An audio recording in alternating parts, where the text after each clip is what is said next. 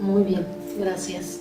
Pues sí, es algo que uno como padre debe estar observando, Sí. pero no con miedo, Sí, claro. sino tener la apertura de conocer estos temas que son parte de la vida, pero que uno los posterga y los va postergando porque uno no sabe cómo manejar la situación, Sí. ¿verdad? A mí me ha tocado trabajar, bueno, desde preescolar, y ves a los niños que empiezan ya a tener sensibilidad y dices, bueno, ¿cómo manejar eso?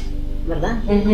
Muy bien, ¿hay algún esquema en especial que deba uno tener como padre? Porque todos los niños, todos los seres humanos somos distintos, nuestra forma de aprender, de explorarnos, de manifestar nuestras inquietudes, pero ¿hay algún esquema o cómo funciona eso? Mira, como ya expliqué ahorita, hay diferentes inquietudes por edad. Entonces, bueno, por ejemplo, ustedes se pueden preguntar, ¿cómo muestra un bebé sus dudas sexuales o sus inquietudes sexuales? Tú ahorita decías algo, vemos niños muy precoces, supongo, Eli, porque bueno, también me he desarrollado en escuelas, que vemos, por ejemplo, una conducta en preescolar, niños en el preescolar, que a lo mejor una niña que la ves sentada y de pronto empieza a frotarse en la silla, ¿sí? Creo que esa es como una historia muy común de las misas de preescolar, ¿no? Dicen, ¿qué hago con esta niña? Porque de veras se espantan porque se sentó, se empezó a frotar y empezó y de pronto la niña estaba así hasta jadeando y sudando. Son historias reales, sí, claro. Y jadeando, y después de ratito ya se relajó y hasta le decías, mijita, ponte a colorear tu trabajito. Sí, maestra, ¿no? O sea, ¿por qué impacta? Porque lo vemos desde la visión adulta. Ese esquema que nosotros tenemos es de un acto sexual.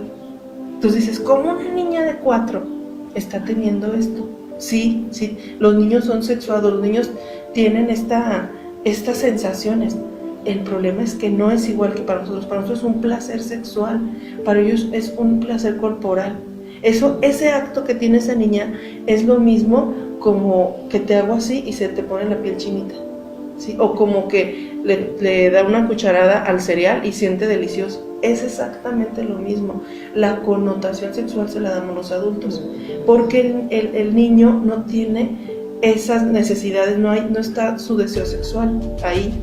Entonces, bueno, esto es por ejemplo con el niño de 5 años. Con el bebé, ¿qué pasa con el bebé?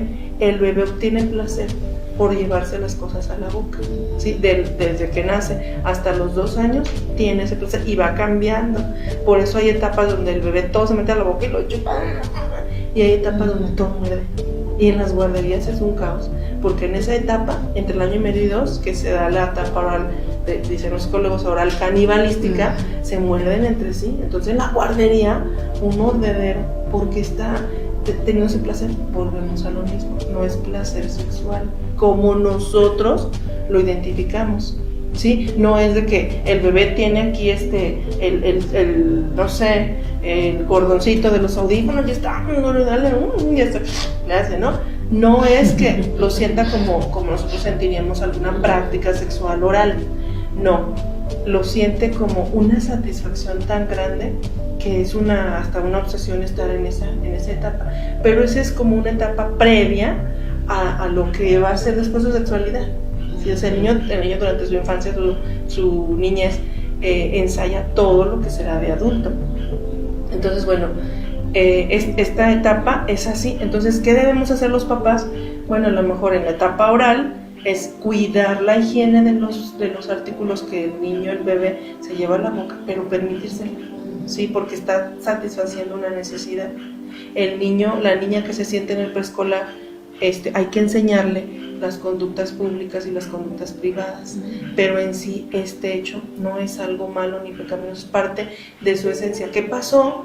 Que se sentó, descubrió que en su zona genital, en su zona sexual, en sus órganos sexuales, está una sensación nueva, porque en las mujeres somos el sexo que tenemos un órgano sexual exclusivo para el placer, que es el clítoris. Esta niña, al frotarse, descubrió eso accidentalmente o porque se llevó la mano, o sea, no lo hizo con esa deliberación de voy a obtener placer sexual. Sí, es como, mira, por ejemplo, mi sobrinito, en un momento dado me tocó a mí bañarlo y le dije la manera como tiene que lavar su pene, recorrer su glande, recorrer su prepucio, lavar su glande. Y entonces cuando lo hizo, ok, ya hijo, ya muy bien, me avisas, ¿no? Ya, se sale de bañar, le doy su toalla y él tenía 4 años, se baña solo, se viste solo. Y me dice, tía, gracias. Y le digo, ¿por qué, hijo? Por lo que me dijiste, me encantó, ¿no? Y lo dice sin pena, sin prejuicio, exacto, sí. Sin prejuicios, sin filtros, porque no es necesario filtrar esa información. Es algo que descubre, le gusta y lo expresa, porque no tiene esa sensación de, ay, me cachondí. No, o sea, no se estaba sabroseando, se estaba limpiando y descubrió una sensación nueva. Entonces, eso es lo que hay que permitirles, pero hay que enseñarles conductas públicas y conductas privadas. Entonces, dentro de un esquema sería responder como las inquietudes naturales de los niños y de los adolescentes en la etapa que están y no forzarlos, no llevarlos a información que tiene que ver con el mundo adulto, que tiene que ver con la interpretación sexual adulta. Sí, así tal cual, como el chiste, ¿no? Que el niño pregunta qué es pene y dice, ay, mira, que es cuando nace, no sé qué, que da toda la explicación. Y dice, ay, pues es que qué raro, el padre dijo, recemos porque el alma no pene.